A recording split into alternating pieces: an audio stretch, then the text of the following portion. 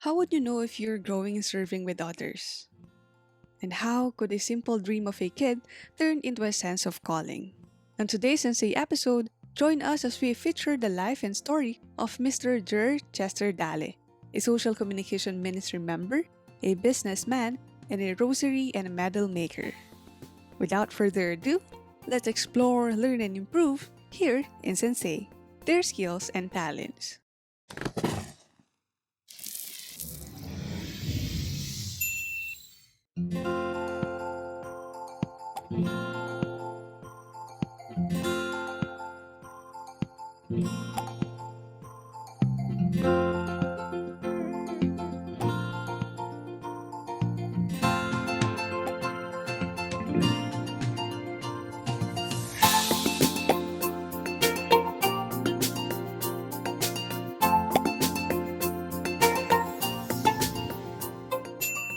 Hi, good day. I am Chester Dale.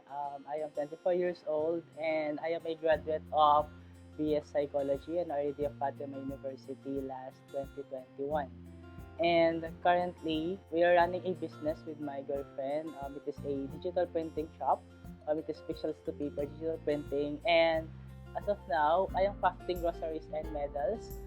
Um, it was a passion that started when I was in college. And when we had our business, it is the printing shop, I am still accepting and crafting groceries. Kapag may message sila sa akin, nagtatanong sila if nagagawa pa ako. And na-accept ko naman.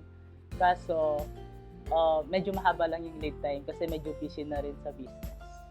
You mentioned, sir, that you are a psychology graduate. Are you still practicing or preparing for something? As of now, since graduate ko, hindi ko pa na-practice yung course ko. And parang gusto ko muna is i-pursue muna yung passion, which is into media. And gusto ko muna na i-set aside muna yung pinag-aralan, which is parang magagawa ko pa rin naman siya in the future. Actually, I am still undecided if I will take the board exam, if I will pursue my career on my degree talaga. How it all started po, yung interest niyo po sa media naman? Actually, high school pa ako noong parang kailangan nila ng parang layouts, parang nag-self-study lang ako, gusto ko lang mag-edit, parang gano'n. Doon nag-start eh. Parang nag-edit ako with my computer using Microsoft Paint, Photoscape lang yung that time. Tapos hanggang parang nag-interest ako, and then into photography naman, I do some photography pa rin naman ngayon. Parang yung pinsan ko nun, meron siyang camera, sabi ko pahiram naman. And then parang nagustuhan ko in a way na parang gusto ko naging nag-mature na lang ako. Yung mga parang, yung curiosity natin, ako kasi curious akong tao, parang hanggat hindi ko nagagawa yung bagay na gusto ko matry, hindi ako mapakali. Parang makati yung kamay ko sa mga bagay na ganun.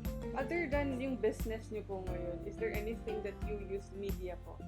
As of now, I am a member of the Parish Media Ministry in our parish, in St. Augustine Parish. Parang na-form kasi yon since we all know that halos lahat naman ng media ministry sa mga parishes is na-form siya during pandemic. Noong kailangan talaga ng mga live stream kasi walang mass. Meron mass kaso walang parang no congregation. Parang kami yung nag-volunteer kami sa parish namin to start the media ministry. We started from scratch as if lahat naman ng mga media ministries ganun naman. Sariling gamit, sinong may tripod, sinong may phone, sinong may mic, sinong ganun.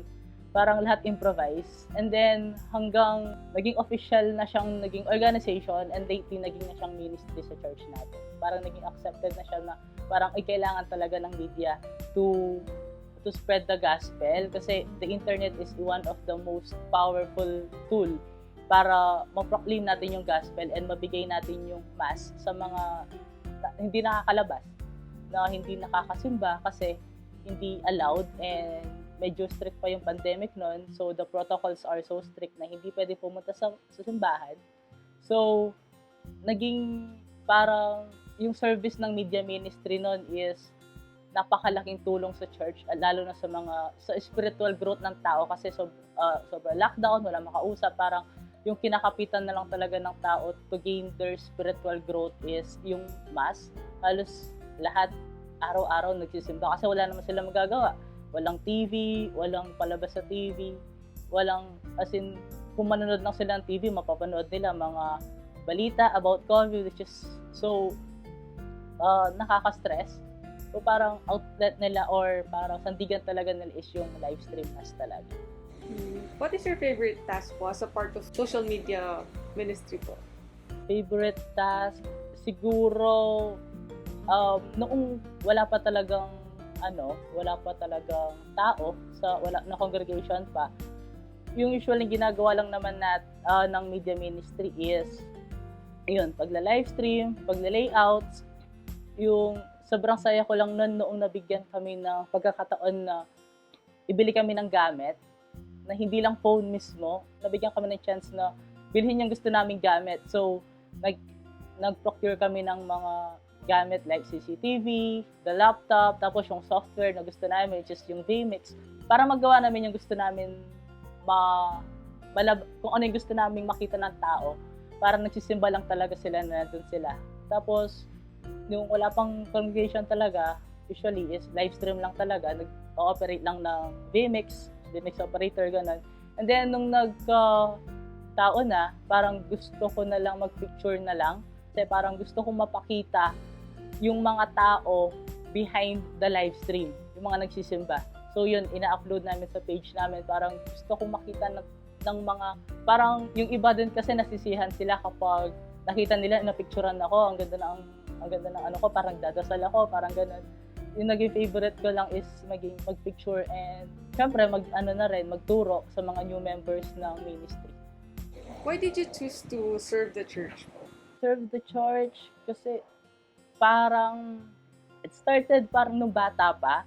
I started serving the church when I was 9 years old, as early as 9. Earlier than that, gusto kong maging altar server. Isimba kami sa Guagua, sa parish, sa Imacon. Doon kami nagsisimba kasi. Tapos sabi ko, gusto kong maging server, gusto kong mag-serve, gusto kong maawak na kandila, ganun. Ano kayang feeling nun? And then, yung tita ko, choir sa St. Augustine, inaaya niya ako na, uy, tara, mag-nights ka. So, ayun, sobrang saya ko. It was 2007, if I'm not mistaken. Nag-start ako as an altar server hanggang noong pandemic. Noong nag-volunteer na ako into media ministry. So, nag-focus na ako sa media ministry that time. So, parang serving the church kasi parang it is a call. Calling yon na parang if hindi mo magawa, hindi ka fulfilled. Parang mayroong fulfillment kapag nakakapag-serve ka sa church. Sabi nga nila, it's parang pag hindi ka nakapag-serve, parang mayroong kulang sa week mo hanggang hindi ka nakakapag-serve or nakakasimba man lang.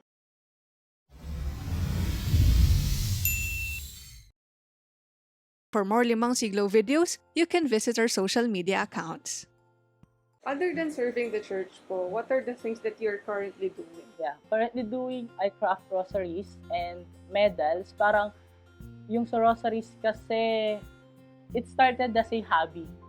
Hobby ko lang talaga na gumawa ng, dahil nga sabi ko nga kanina, malikot yung, pag gusto kong itry yung isang bagay, gagawin ko talaga siya. So, tinry ko lang siya hanggang, yun, nag-start na talaga yung business into rosary din po. Who influenced you to do those things po? It was a friend from Florida, si Kuya Paul Tayag. Siya yung parang, nakita ko kasi may binigay siyang rosary dun sa friend namin. Sabi ko, uy, ikaw gumawa niyan? Sabi niya, oo. Tapos, nagtanong ako sa kanya kung saan nakabili ng gamit, kung ano yung materials na kailangan. So, then one time, I was in Manila, some part of Manila. Tapos may pinasukan kaming store. Sabi ko, parang ito yung ginagawang rosaryo ah. So yun, may extra pera ako. Bumili ako ng ilang materials without knowing ano ba talaga yung kailangan. Tapos, binili ko, and then pauwi ko, nag-try ako. First kong gawa is, nakatapos pa lang ako ng isang 1 decade. Tinamad na ako. So, yung first rosary na nagawa ko is, umabot siya ng 5 months bago siya natapos. Kasi minsan tamad ako, minsan minsan walang time, busy sa school, parang gano'n. So hanggang parang naiinip ako pag gumagawa ako ng rosary. And then there was a time na parang kinarir ko talaga, parang gusto kong makatapos ng rosary. And then, ayun, unang ginagawa ko about sa rosary is, bili ako ng materials, tapos pinamimigay ko lang. Pinamimigay ko sa kaibigan, or minsan po-post ko, tapos, sa akin na lang yan. Sige, gawan kita.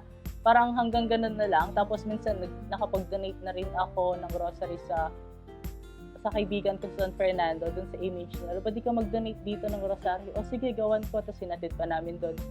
And then, hanggang may parang, meron na nagtanong if magkano yung donation sa grocery, ganun. So, dun na ako nag-start na parang, what if gagawa ako, and then kahit pambili lang ng materials, gano'n. Kasi syempre gumagastos din tayo for materials. So, dun na talaga nag-start, and then parang in-improve ko na, kailangan ko nang lagyan ng accessories para maging maganda. Tapos, I discovered some technique na parang, yung about sa medal, I saw dun sa store na parang frame lang siya. And then, since nahilig ako into a printing business, as isang printing shop, may nakita akong something dinalagay nilang chemical doon sa mga just like nameplates. Yung mga nameplates, di ba, parang may naka-emboss na gano'n. Sabi ko, parang pwede to dun sa frame. So, tinry ko hanggang na-discover ko kung paano na gumawa ng customized medals. Yun po.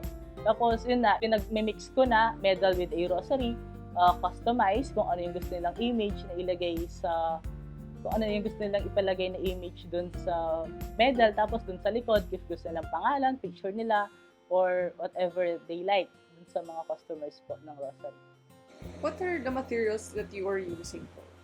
Usually, yung sa materials natin sa rosaries is, di ba yung alam natin na yung mga traditional rosaries is yung mga nylon, tapos yung iba is yung mga strings, which is parang hindi ko kasi kayang gawin yon. So, yung nakita kong materials is yung metal, eye pins, tapos isang bead, tapos ikot, tapos metals sila na may bead cups, tapos yung mga beads is different. Kung ano yung gusto ng client, merong yung plastic lang, merong yung semi-precious stones, merong yung mga crystals, yung mga medyo mamahaling crystals, yung mga pearls, ganon, yung mga South Sea pearls, freshwater pearls, yun yung mga materials na ginagamit natin sa rosaries. What makes your works different from other rosaries and medal makers? Siguro, yung different sa mga gawa ko is that fully customized talaga siya. Kapag mag-ask yung client if magkano yung paggawa ng rosary, tatanong ko muna kung saan nila gagamitin, kung personal ba, pangre-regalo, ilalagay ba sa imahen, or what. And then, I will send them picture of beads, kung ano yung gusto nila. Tapos, kung anong metal yung gusto nila, if gusto ba nila ng nickel, silver, or gold. Tapos, kung anong cross yung gusto nila, kung anong medal yung gusto nila, kung anong image sa medal. And then, para ginagawa ko siya as simple as possible, which is, as simple is more. Mas maganda kasi tignan kapag simple lang yung gawa natin. Simple pero elegante. I will take this opportunity rin naman na yung mga kapatid na sa industriya ng pagrarosaryo is that kanya-kanya naman, lahat naman ng gumagawa ng rosaries, kanya-kanyang galing, kanya-kanyang estilo. Yung parang, meron talaga signature, bawat isa. Yung ano lang is, gusto ko lang silang i-acknowledge sa good works na ginagawa nila din. Yun po. How about you po? What are your styles or signatures? Siguro yun yung signature ko na masasabi is that yung about sa medal, yung iba kasi yung ginagawa nilang center medal is yung mga ready-made medals lang. Sa akin is that yung customized talaga yung medal nila and yung linalagay na chemical para mag-emboss talaga yung medal po. Yun po. What were your memorable experiences as a rosary and medal maker? Siguro yung memorable experience ko when a friend, yung friend ko from Angeles, sabi niya, tara mag-donate tayo ng rosary sa Lanaval, which is, I don't know which Lanaval. So, yun pala, yung dalawang Lanaval ng Pampanga, Lanaval ng Angeles and Lanaval ng Bacolor. So, sabi ko, sige, bili tayong gamit, i-craft natin, gawa kayong design, subukan natin. And yun, first dinonate namin is yung sa Angeles, which is a 20-decade rosary. Tapos, yung second, pagka-November, dinonate namin yung sa Bacolor naman. Parang dalawang Lanaval ng Pampanga. Ako yung gumawa ng rosary, which is a great honor talaga. Tapos, yung ibang nagawan din namin na nag-donate kami yung sa Virgen de los Remedios during Dalo Balen. Nag-donate kami doon nung nasa bandang Mexico siya. Yung rosary na hawak niya noon is dinonate namin. And then, nung nasa Lubao din siya, nag-craft din kami ng rosary for Virgen de los Remedios. Nag-donate din kami. Parang naging panatan na namin that every year for Virgen de los Remedios, nagdo-donate kami. Also, parang I think it is 3 consecutive years na rin na ako yung gumagawa ng rosary ng Angeles, ng Lanaval de Angeles for 3 years na rin. Commission na yun. Papakomission na sila for the Our Lady of Rosary of Lanaval de Angeles. Do you have someone po, kasama niyo pong nagtatrabaho po sa paggawa ng rosary sa Manila? Yes po, meron. Yung girlfriend ko, minsan siya yung nagpa-craft ng mga rosaries kapag sobrang dami na ng orders, nagpapatulong ako. And then, is hindi lang, parang kasi sa rosary is parang kailangan din ng tiyaga. Parang ganun. If you are not into it talaga, sabi nga nung first time kong gumawa talaga is 5 months siyang umabot bago matapos. Parang kailangan din talaga ng tiyaga. Parang devotion pa rin talaga sa rosary. Yun po.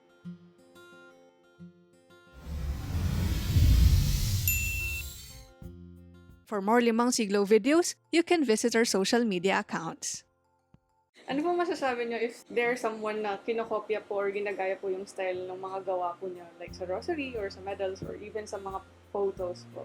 Siguro, on the positive side, parang matutuwa ako kasi may nanggagaya. Nanggagaya kasi natutuwa sila sa gawa ko, nagagandahan sila sa gawa ko. Okay lang naman yun. Nakakatuwa din talaga on the other side na nagagandahan sila, so nakita nilang maganda, so ginaya nila. Parang ganun. Is there any instant, for example, may mga orders po kayo na hindi po nagmamatch dun sa gusto po ng client? Bago ko siya tapusin, gagawin ko muna siya yung first 3 decade ng rosary, ay yung first 3 beads sa rosary. Kasi makita mo rin yung design dun eh. Yung cross, yung Our Father, tapos 3 Hail Mary, and then the Glory Be. And then the medal. So send ko muna yun sa client. Tapos kapag nag-approve na siya, dun ko niya i-go. Pero habang hindi pa siya nag-a-approve doon sa first 3 na yon, hindi ko muna gagawin. If may papapalit siya, baka mas maganda ganito, mas maganda if ganitohin mo.